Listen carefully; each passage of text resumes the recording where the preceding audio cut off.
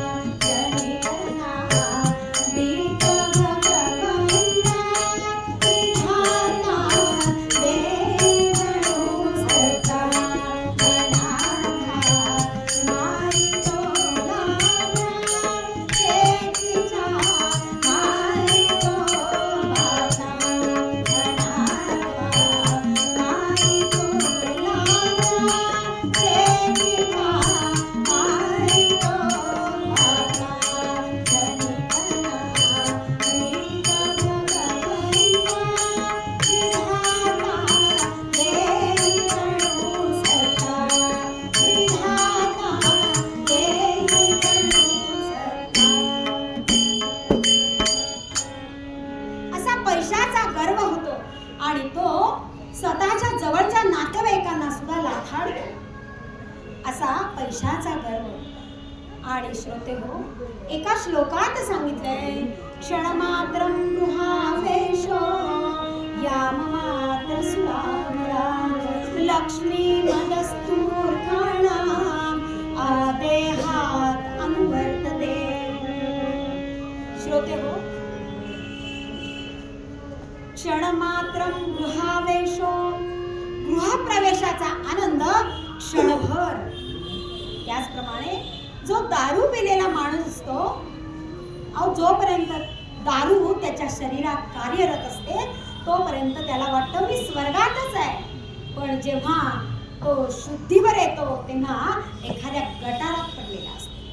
म्हणजेच हा अहंकार हा मर्यादित स्वरूपाचा आहे आणि अशा या अहंकारी माणसाचा कुणालाच उपयोग नाहीये. म्हणून हा अहंकार सोडा आणि आपलं हित व्हावं असं वाटत असेल तर चित्तशुद्धी सेवा देवाची आहे. शुद्ध चित्तानं या भगवंताचं नामस्मरण करा, भगवंताची सेवा करा, उपासना करा, नामस्मरण करा असं मूळ पदात तुकाराम महाराजांनी सांगितलं.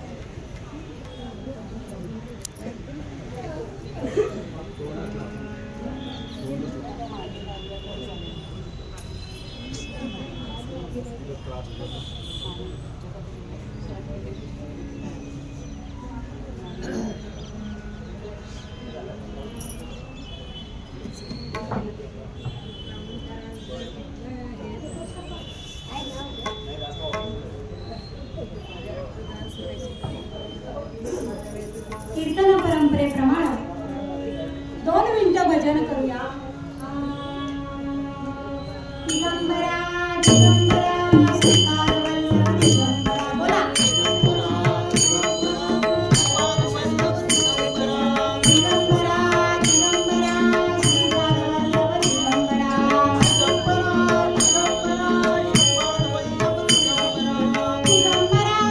दिगंबरा श्रीपादवल्लभ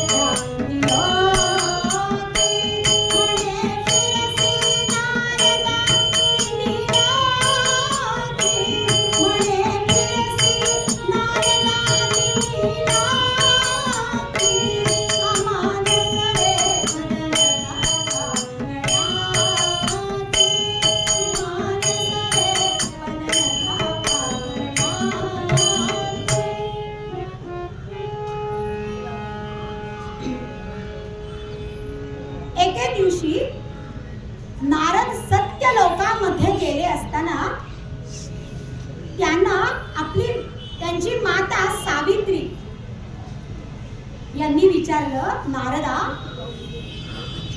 तू तिन्ही लोकात जात असतोस, त्रैलोक्यात तुम्ही जात असता, तर तुम्हाला आमच्यासारख्या पतिव्रता स्त्रिया दिसल्या का हो? तुम्ही ज्ञानी आहात आणि सगळ्या त्रिखंडामध्ये तुम्ही वास करता, तर आमच्यासारख्या पतिव्रता स्त्रिया तुम्हाला कुठे आढळल्या का हो? आणि त्यांना हा झालेला गर्व ऐकून नारद मुनी म्हणाले, मुनी बोले कासया हे अहंता, मुनी बोले कासया हे अहंता, मृत्युलोकी पायी अतिक्रांता, मृत्युलोकी पायी अतिक्रांता, धन्य धन्य ती सती राती, धन्य धन्य ती सती राती, तुम्ही नसला बदन पावण्याची, तुम्ही नसला बदन पावण्याची. नारद मुनींनी उत्तर दिलं की माते, सावित्री माते, तुम्ही असा गर्व का म्हणून करताय हो? मृत्यू लोकामध्ये अत्रि मुनींच्या तिची भार्या अनसूया ही पतिव्रता धन्य आहे. ती महान पतिव्रता आहे आणि तिचे पती अत्रि ऋषी हे महान तपस्वी आहे आणि त्यांचा आश्रम हा शरयू नदीच्या तीरावर आहे. आणि तुम्हाला तिच्या नखाची सुद्धा सर येणार नाही इतकी ती महान आहे, महान पतिव्रता आहे. त्याचप्रमाणे म्हणे धन्य अनुसूया पतिव्रता, तुम्हा तिघे मुनी समर्थ सत्ता, तुमचे पुतळे करुणी तन्वता, तिने तोडली बांधिले.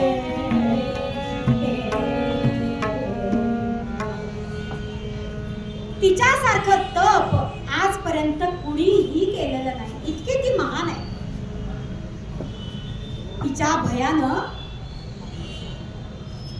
तिच्या भयानं यमराज सुद्धा तिला भिवू लागले, इतकं तिचं सामर्थ्य आहे. त्याचप्रमाणे सूर्यदेव देखील तिच्या आश्रमावर, तिच्या घरावर कडक ऊन पाडत नाही. वायुदेव शीतल वाऱ्याने वाहतात. त्याचप्रमाणे अग्निदेवता आपणहून प्रगट होतात. जलदेवता तिच्या घरी अखंड पाणी भरण्याचे काम करते आणि देवासमोरील समयी ती तेला विना जळते. एवढं तिचं सामर्थ्य आहे, एवढं तिचं सामर्थ्य आहे आणि महान पतिव्रता आहे. आणि हे सगळं वर्णन ऐकलं आणि सावित्री म्हणे नारदांते. सावित्री देवींना राग आला आणि नारदांना म्हणतायत, सावित्री म्हणे नारदांते, कोण उपाय करावा येते, जेणे भंगो निगरवाते, शरण आमाती येईल. तिचं हे सगळं नारद मुनींनी केलेलं वर्णन ऐकून सावित्री देवी चिडल्या आणि म्हणाल्या, असा काहीतरी उपाय सांगा की तिचं गर्व हरण होईल आणि ती आम्हाला शरण येईल. असा काहीतरी उपाय सांगा. आणि आमच्या नारद मुनींनी उपाय सांगितला बरं का. आणि उपाय सांगून ते विष्णू लोकात गेले. विष्णू लोकात गेल्यानंतर लक्ष्मी देवींनी त्यांचं स्वागत केलं, बसायला मंचक दिला, दूध दिलं, फळं दिली. आणि थोड्या वेळाने आमच्या लक्ष्मी देवींनी हाच प्रश्न नारदांना विचारला, नारदा, तुम्ही त्रैलोक्यामध्ये भ्रमण करत असता तर आमच्या सारख्या पतिव्रता स्त्रिया कुठं पाहिल्या का हो? नारद मुनी मनातल्या मनात म्हणताय, अरे तिकडं जे घडलं तेच इकडं, तोच प्रश्न इकडं विचारला जातोय. मग आमच्या नारद मुनींनी अजून त्याच्यात तिखट मीठ घालून तिचं वर्णन केलं. मृत्यू लोकामध्ये अत्रि मुनींची जी भार्या अनसूया ही पतिव्रता महान आहे आणि तिच्यासारखं तप आजपर्यंत कुणीही केलेलं नाही. तिचे पती अत्रि ऋषी हे महान तपस्वी आहेत. आणि हे सगळं वर्णन आमच्या लक्ष्मी देवींनी ऐकलं आणि त्यांना राग आला आणि त्या म्हणताय, पोचई रमा अंतरी म्हणे, पोचई रमा अंतरी म्हणे, काही नारदा युक्ती सांगणे, काही नारदा युक्ती सांगणे. बोलला मुनी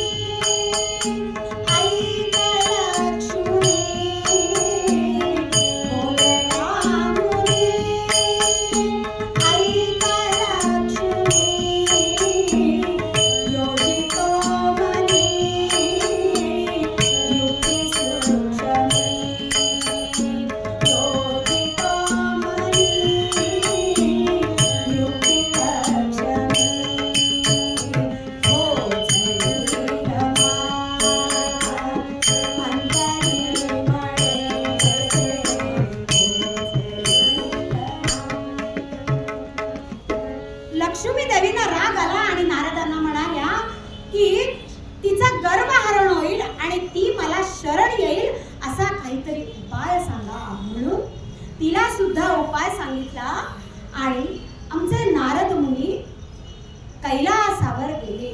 नारायण नारायण नारायण.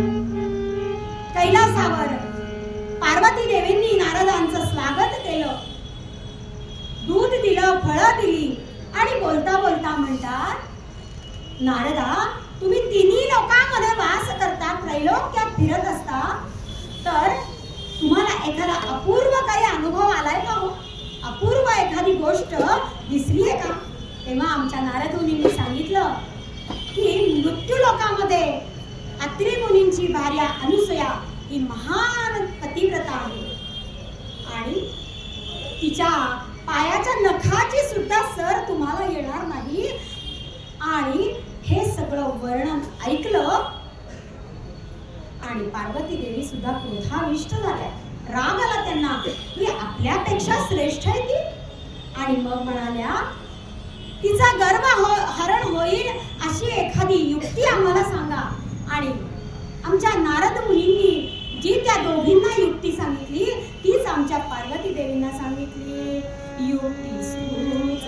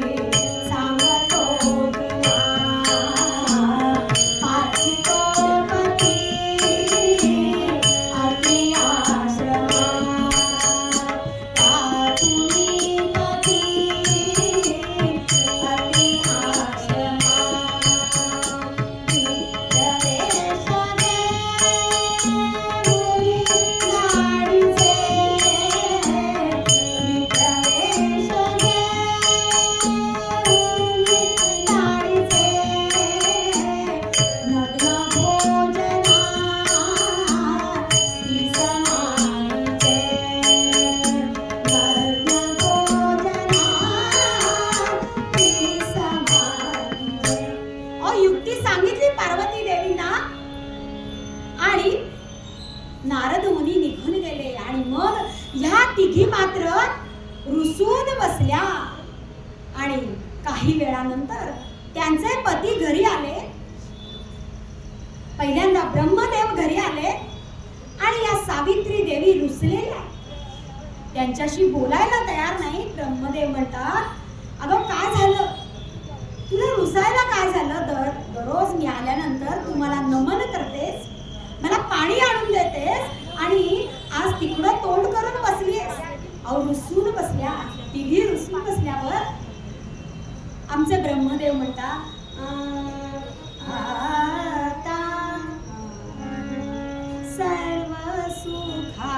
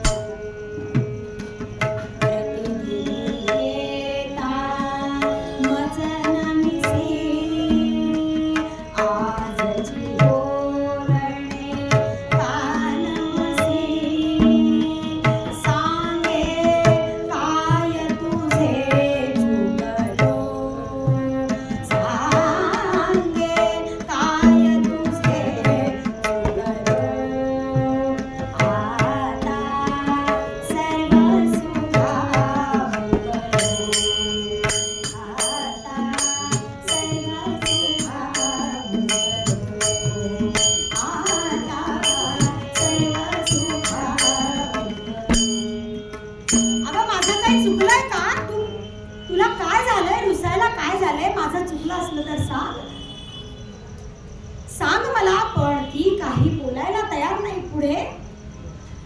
अहो विष्णू लोकात पण तेच, लक्ष्मीबाई रुसून बसल्या. का बरं रुसून बसला? कानमसी तू बोलसी कामाले, कानमसी तू बोलसी कामाले. विष्णू म्हणताय, अगं लक्ष्मी, तुला रुसायला काय झालं? माझं काय चुकलं असलं तर मी तुझी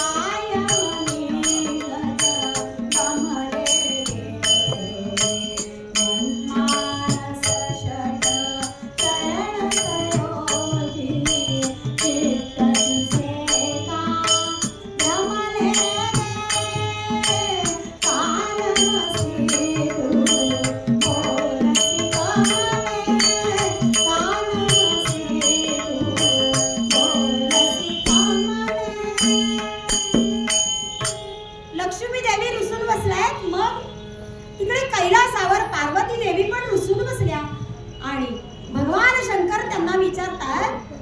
तुला रुसायला काय झालं? कोणी काय बोललं का? भवानी मज सांग तू तुझ कसा आला तुझ्या विण सुदिन मी सुदती जावलो तुला काय झालंय हे मला सांगशील? का रुसलीयस? आणि मग या तिघांनी सुद्धा खूप आर्जव केले, पण ह्या रुसून बसलेल्या होत्या. आणि नंतर त्यांनी कारण काय सांगितलं?